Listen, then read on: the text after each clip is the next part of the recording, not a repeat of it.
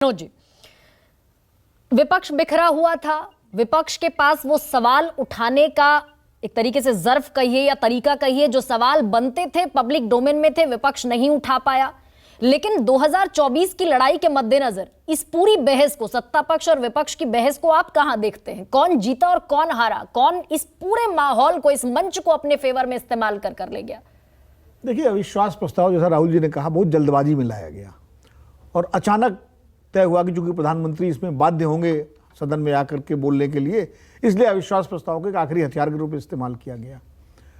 अविश्वास प्रस्ताव पहले भी आते रहे हैं और सरकारों को लेकर के विपक्ष अपनी बात रखता रहा है, सवाल उठते रहे हैं और सरकारें जवाब देती रही हैं। लेकिन मुझे नहीं लगता कि अविश्वास प्रस्ताव की बहस बहुत लंबे समय तक जनता के बीच में कहीं जाती है। वो रिकॉर्ड में आ जाती है, सदन के रिकॉर्ड में कुछ समय तक उसका असर रहता है। अब तो चूंकि मीडिया, सोशल मीडिया का जमाना है तो ज़्यादा लोगों तक जा रही है, वरना तो पहले अखबारों में छप कर रह जाती थी, उसके बाद अखबार भी रद्दी में बिक जाते थे और फिर नेता जो पब्लिक जनसभाओं में जो भाषण देते थे वो ज़्यादा लोगों के बीच जाते थे। ये विश्वास प्रस्ताव भी, अभी तो हम इस पर चर्चा कर रहे हैं, सोशल मीडिया में चर्चा हो रही है, सब जगह चर्चा हो रही है, ये चलेगा।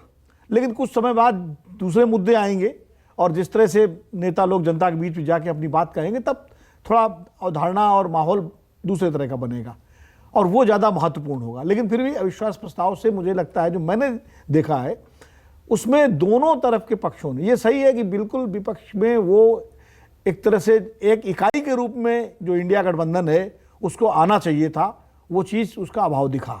पहली बात, गौरव गोगोई ने बहुत बेहतर तरीके से प्रस्ताव रखा और उसने एक, राहुल जी बैठे हुए इसलिए मैं नैरेटिव शब्द का इस्तेमाल नहीं करूंगा, उसका हिंदी शब्द इस्तेमाल करूंगा, माहौलबंदी। तो क्योंकि मुझे डांटते भी हैं जब मैं हिंदी में अंग्रेजी बोलता हूं कभी कभी शब्द, तो माहौलबंदी जो है वो बहुत बेहतर तरीके से गौरव गोगोई ने की थी।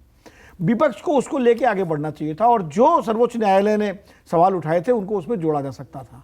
अब क्या हुआ कि राहुल गांधी, जिनसे सबसे ज़्यादा उम्मीद थी विपक्ष को, और वही एक तरह से पूरे उसका जो है पूरे केंद्र थे आकर्षण का, क्योंकि सुप्रीम कोर्ट से फैसले के बाद वो बहाल हुई थी सदस्यता उनकी और वो बोलना था उनको, और वही अकेले सबसे बड़े नेता थे राजनीति के जो सबसे पहले मणिपुर गए और 2 दिन बिता के आए शिविरों में, तो उनके पास मणिपुर पर बोलने के लिए बहुत कुछ था।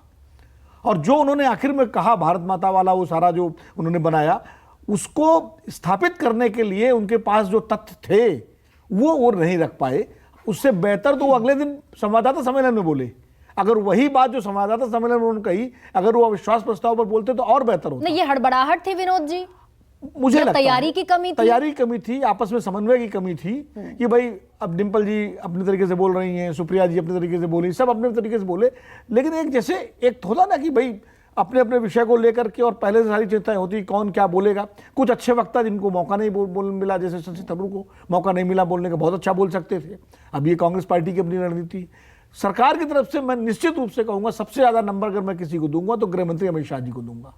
हालांकि कुछ तथ्यों को लेकर उन पर भी सवाल उठे हैं, लेकिन कुल मिलाकर के उनका पूरा भाषण जो है वो तथ्यपरक था और संसद में जैसा गृह मंत्री को बोलना चाहिए उस तरह से उन्होंने दिया। प्रधानमंत्री जी ने देश को संबोधित किया और 2024 के चुनाव को संबोधित किया, और वहीं से जो चुनाव की जो माहौलबंदी है वो शुरू होती है।